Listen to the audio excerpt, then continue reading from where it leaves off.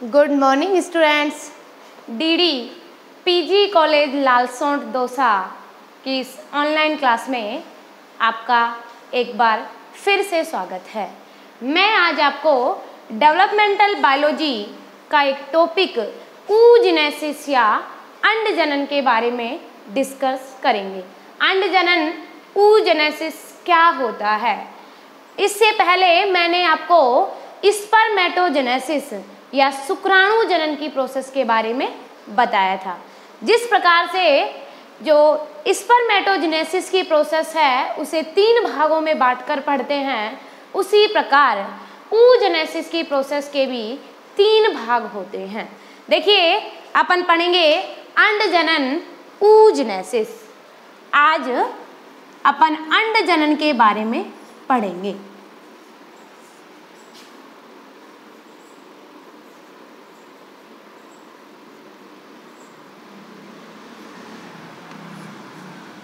oogenesis अंड जनन। देखिए, मादा के अंडाशय में जो जनन उपकला होती है, मादा के अंडाशय में जनन उपकला में उपस्थित जो प्रीमोडियल जर्म सेल हैं, आद्य जनन कोशिकाएं हैं, उनके द्वारा अंडाणु के निर्माण की क्रिया, उनके द्वारा किसका फॉर्मेशन किया जाता है? अंडाणु का फॉर्मेशन किया जाता है, अंडाणु का निर्माण किया जाता है। तो मादा के जनन उपकला में उपस्थित प्रीमोडियल जर्म सेल आद्य जनन कोशिका द्वारा जो अंडाणु है उसके निर्माण की क्रिया, अंडे के निर्माण की क्रिया अंड जनन या oogenesis कहलाती है। oogenesis के दौरान बनने वाला अंडा या बनने वाला मादा युग्मक अचल, अक्रिय व खाद्य पदार्थ युक्त होता है, भोजन संचित किए हुए रहता है। क्यों? क्योंकि इसमें पीतक का फॉर्मेशन होता है, इसमें पीतक उपस्थित होता है, जिसके कारण इसका आकार क्या हो जाता है? इसका आकार बड़ा होता है। किसकी अपेक्षा? स्पर्म की अपेक्षा। स्पर्मेटोजेनेसिस की प्रोसेस के दौरान जो स्पर्म का फॉर्मेशन हुआ था उसकी अपेक्षा इसका आकार बड़ा होता है। देखिए, मादा युग्मक अंडाणु अचल, अक्रिय, अगतिशील एवं भोजन संचित किए हुए रहता है। वे प्राणी जिनमें अंडों का परिवर्धन शरीर के बाहर होता है, उनमें जो अंडे हैं वो बड़े आकार के बनते हैं, जैसे पीसीज है, इसके अलावा एम्फीबियंस हैं, रेप्टाइल्स हैं, एवीज वर्ग है। इनमें क्या होता है कि जो अंडे हैं उनका परिवर्धन शरीर के बाहर होता है, इसलिए उनके अंडे क्या होते हैं? बड़े आकार के होते हैं। इसके अलावा वो बड़े आकार के होते हैं और भोजन संचित उनमें ज़्यादा रहता है। आज अपन क्या पढ़ेंगे? oogenesis या अंड जनन। अंड जनन क्या है? जो प्रीमोडियल जर्म सेल है,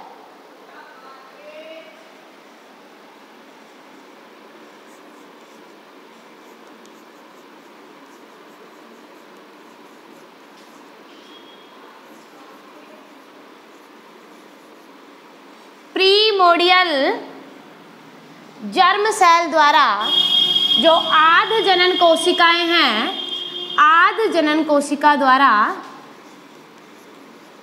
अंडाणु की निर्माण की क्रिया क्या कहलाती है?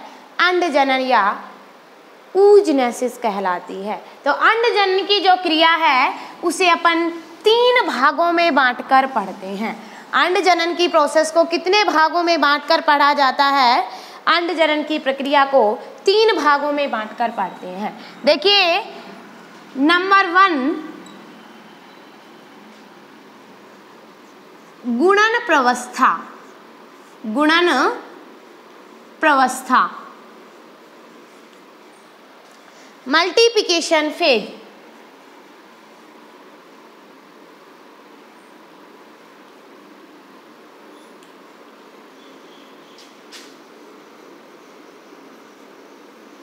नंबर 1 क्या आती है? गुणन प्रवस्था, multiplication phase.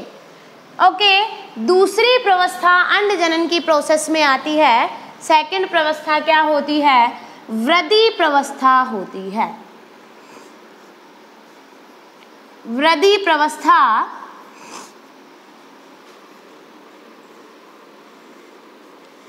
Growth phase.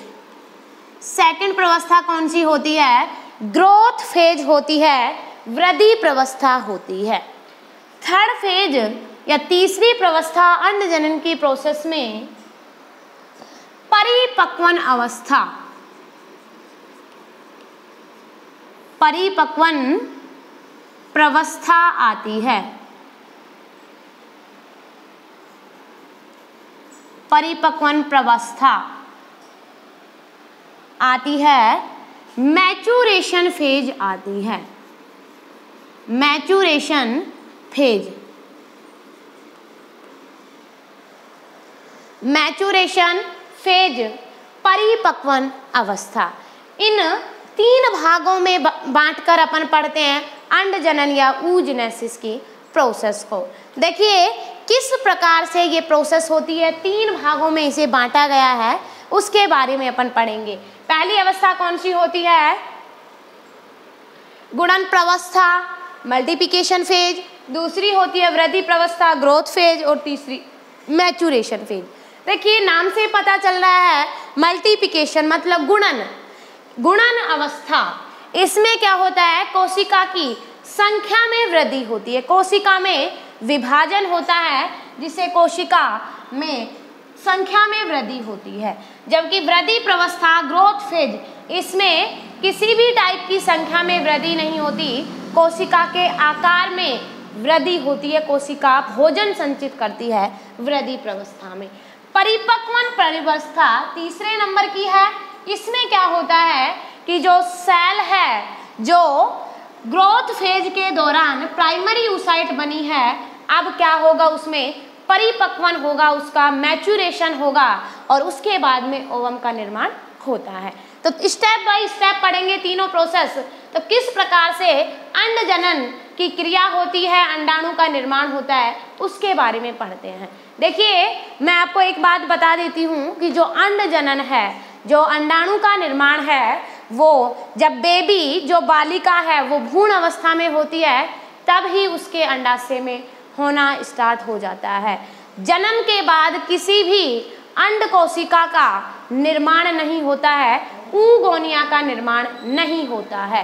Puberty as आने के साथ साथ, जैसे जैसे प्यूबर्टी एज आती है, उस समय तक बहुत सारी जो अंड कोशिकाएं हैं वो नष्ट हो चुकी होती हैं। लगभग 50 से 60 लाख अंड कोशिकाएं ही अंडाशय के अंदर उपस्थित होती हैं। एक महीने में एक अंड कोशिका का, एक अंडाणु का फॉर्मेशन होता है। लगभग एक अंडाणु के निर्माण में 14 दिन का समय लगता है, अगर मैं मनुष्य की बात करूं तो। देखिए तीन अवस्थाएं होती हैं, किस प्रकार से अंडजनन की प्रोसेस संपन्न होती है उसके बारे में अपन पढ़ेंगे। देखिए प्रीमोर्डियल जर्म सेल क्या होती हैं? प्रीमोर्डियल जर्म सेल होती हैं, आध जनन कोशिकाएं होती हैं। ये क्या है? ये प्रीमोर्डियल जर्म सेल है।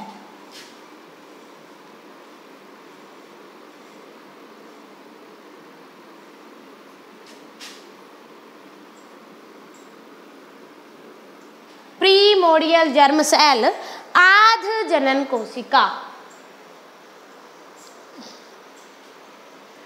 आध जनन कोशिका में आगे विभाजन होता है। कौन सा विभाजन होता है?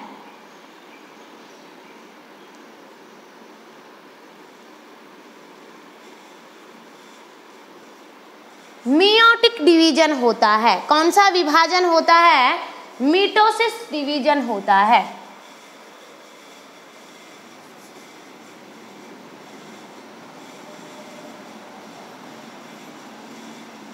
Mitosis division.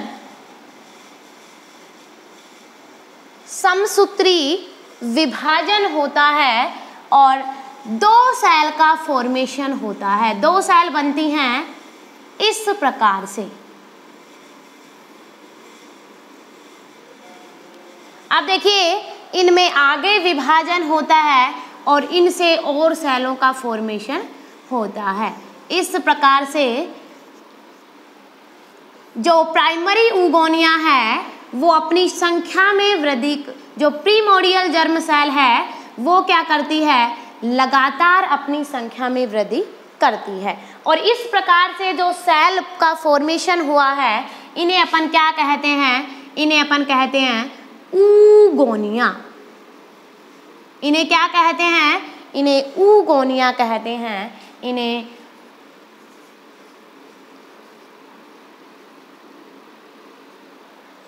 ऊगोनिया कहा जाता है। अब देखिए प्राइमोर्डियल जर्म सेल से आद्य जनन कोशिका से जो ऊगोनिया का फॉर्मेशन हुआ है, यहाँ तक की प्रोसेस क्या कहलाती है, यहाँ तक की क्रिया आपकी कौन सी अवस्था है, ये अवस्था आपकी कहलाती है मल्टीप्लिकेशन फेज। देखिए इस अवस्था में क्या हुआ है, कोशिका की संख्या में वृद्धि हुई है। एक कोशिका थी, 1 से 2 बनी, 2 से 4 बनी, तो इस अवस्था को अपन क्या कहते हैं, इसे अपन मल्टीप्लिकेशन फेज कहते हैं।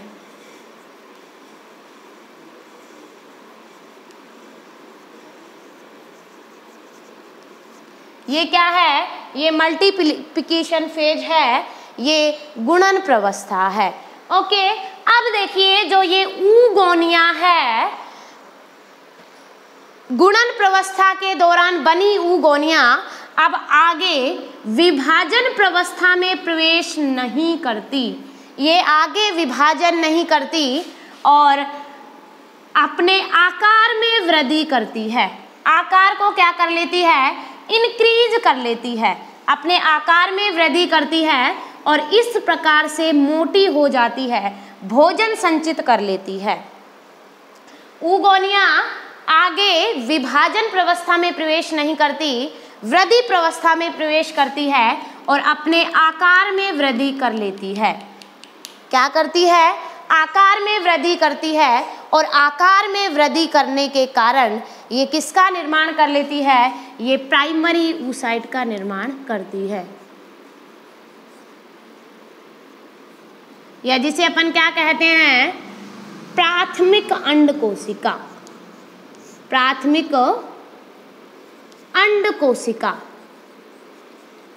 इसका फॉर्मेशन होता है, प्राथमिक अंड कोशिका का फॉर्मेशन होता है। देखिए ये ऊगोनिया भी द्विगुणित थी और प्राथमिक अंड कोशिका भी क्या होती है, द्विगुणित होती है।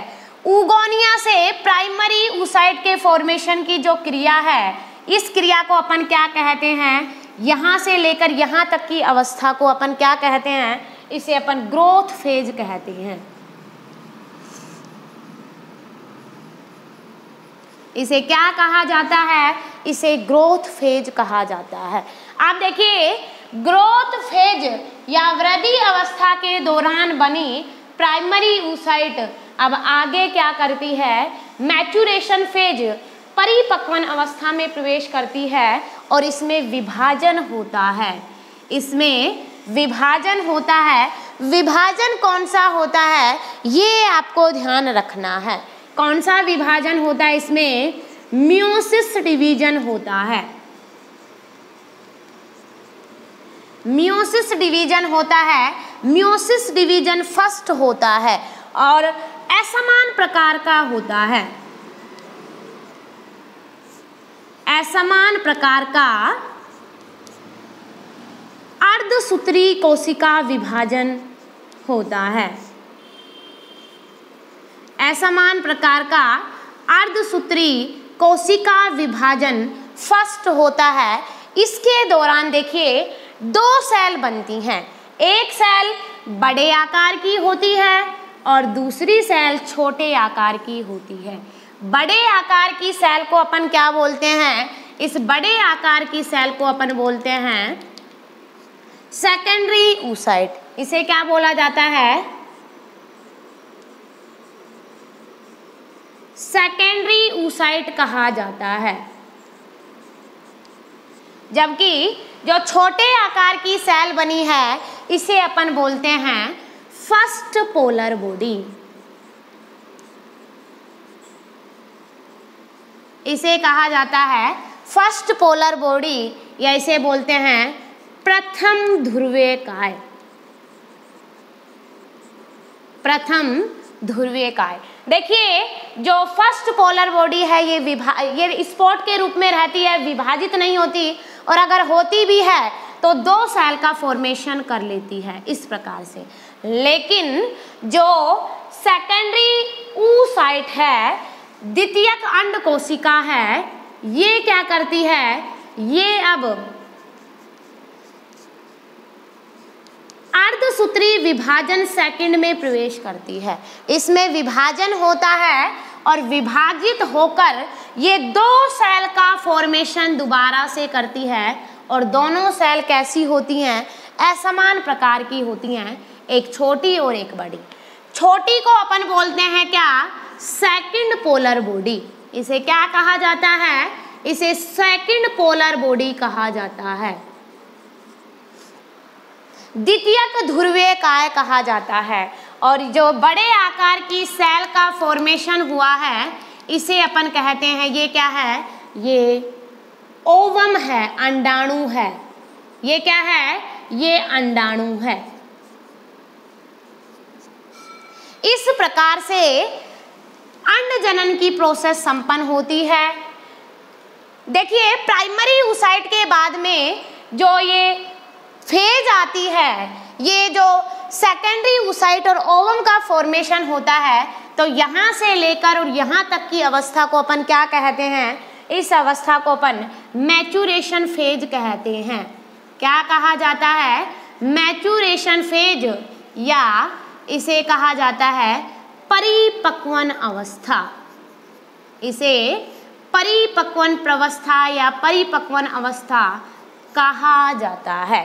3 फेज होती हैं। देखिए मल्टीप्लिकेशन फेज, जो प्रीमोडियल जर्म सेल होती है वो क्या करती है, संख्या में वृद्धि करती है, समसूत्री विभाजन द्वारा अपनी संख्या में लगातार वृद्धि करती है। 2n से 2n और 2n 2 सेल बनी, फिर आगे सेल बनती हैं, ऊगोनिया का फॉर्मेशन होता है। ऊगोनिया का फॉर्मेशन हुआ, अब जो ये गुणन प्रवस्था के दौरान जो ऊगोनिया बनी है, अब ये वृद्धि नहीं, वो गुणन नहीं करती है, मतलब विभाजित नहीं होती है। किसमें प्रवेश करती है, ये वृद्धि प्रवस्था में प्रवेश करती है, और वृद्धि प्रवस्था में प्रवेश करके भोजन संचित कर लेती है, डीएनए, आरएनए, प्रोटीन, कार्बोहाइड्रेट, ये सारे के सारे। क्यों, क्योंकि जो अंडाणु है उसका निर्माण होगा, और अंडाणु में पीतक ज्यादा मात्रा में उपस्थित होना चाहिए। क्यों, क्योंकि अंडाणु में उपस्थित पीतक ही क्या करता है, भ्रूण के परिवर्धन के समय उसको पोषक पदार्थ उपलब्ध कराता है। अधिक मात्रा में पीतक होगा तो भ्रूण का परिवर्धन भी अच्छा होगा। देखिए प्राइमरी oocyte का फॉर्मेशन होता है, और प्राइमरी oocyte अब आगे विभाजित होती है, और असमान प्रकार का अर्धसूत्री विभाजन होता है। असमान प्रकार का अर्धसूत्री विभाजन होता है। देखिए ये 2n थे, इनसे n और n2 बने, और इससे भी n और n2 बने, n और n इस प्रकार से विभाजित होती हैं। अब देखिए जो सेकंड प्राइमरी oocyte के बाद में असमान प्रकार का मियोसिस डिवीजन, अर्धसूत्री विभाजन फर्स्ट हुआ, जिसके कारण 2 सेल बनी। बड़े आकार की को सेकेंडरी oocyte बोल दिया, द्वितीयक अंड कोशिका बोल दिया, और छोटे आकार की को प्रथम ध्रुवीय काय बोल दिया। ये प्रथम ध्रुवीय काय विभाजित नहीं होती, और विभाजित होती भी है तो 2 सेल का फॉर्मेशन कर लेती है, पोलर बॉडी बना लेती है। जबकि जो अंड कोशिका है, द्वितीयक अंड कोशिका है, वो विभाजित होती है दोबारा से, और 2 सेल फिर से बनाती है। एक को अपन ने बोला अंडाणु, और एक होती है सेकंड पोलर बॉडी। अब देखिए यहाँ पर अपन ने जब स्पर्मेटोजेनेसिस की प्रोसेस पढ़ी थी, शुक्राणु जनन की प्रोसेस पढ़ी थी, तो अपन ने पढ़ा था कि अर्धसूत्री विभाजन फर्स्ट और अर्धसूत्री विभाजन सेकंड होता है। किसमें, परिपक्वन प्रवस्था में। लेकिन मैंने यहाँ पर क्या बताया है कि असमान प्रकार का कोशिका विभाजन होता है, असमान प्रकार का अर्धसूत्री विभाजन होता है। तो असमान प्रकार के अर्धसूत्री विभाजन का अंड जनन की प्रोसेस में क्या महत्व है, ये देखिए। देखिए अगर समान प्रकार का होता तो ऐसी ही सेल यहाँ पर बनती और यहाँ पर बनती, जो पीतक है उसका क्या हो जाता, पीतक भी बट जाता, आधा आधा हो जाता। प्रथम ध्रुवीय काय में आधा पीतक जाता और जो सेकेंडरी ऊसाइट है उसमें आधा पीतक बचता। फिर जो ये सेकेंडरी ऊसाइट है आगे विभाजित होती तो आधा पीतक इसमें आता और आधा इसमें आता। तो प्राथमिक अंड कोशिका जो प्राइमरी ऊसाइट से है उससे जब अंडाणु का निर्माण होता तो पीतक की मात्रा 1/4 रह जाती, मतलब 1 का चौथा भाग 25% रह जाती 100% में से, जो कि जो भ्रूण है उसके परिवर्धन के लिए, उसके डेवलपमेंट के लिए क्या नहीं है, ये पर्याप्त नहीं है। इसलिए oogenesis की प्रोसेस में, अंड जनन की प्रोसेस में असमान अर्धसूत्री विभाजन फर्स्ट होता है। ओके, क्यों होता है? क्योंकि पीतक की मात्रा समान बनी रहती है बनने वाली अंड कोशिका में, और जो प्राइमरी oocyte है, प्राथमिक अंड कोशिका है, उन दोनों में पीतक की मात्रा समान बनी रहती है। अब देखिए ये पीतक क्या होता है, पीतक क्या होता है? प्रोटीन, कार्बोहाइड्रेट व विटामिन आदि के सम्मिलित रूप को, प्रोटीन, कार्बोहाइड्रेट, वसा, विटामिन आदि के सम्मिलित रूप को अपन क्या कहते हैं? पीतक कहते हैं। ये क्या करता है? ये भ्रूण के परिवर्धन के समय उसे पोषक पदार्थ उपलब्ध कराता है। ओके बेटा, आपको समझ में आया oogenesis या अंड जनन क्या है? 3 अवस्थाएं होती हैं। नंबर 1 मल्टीप्लिकेशन फेज, दूसरी ग्रोथ फेज और तीसरी मैचुरेशन फेज। ओके, इसके दौरान बनने वाली जो ओवम होता है वो अचल, अक्रिय और अगतिशील होता है, गति नहीं कर पाता है। ओके, आपको ये समझ में आया? All the best. आगे अपन नेक्स्ट वीडियो में पढ़ेंगे।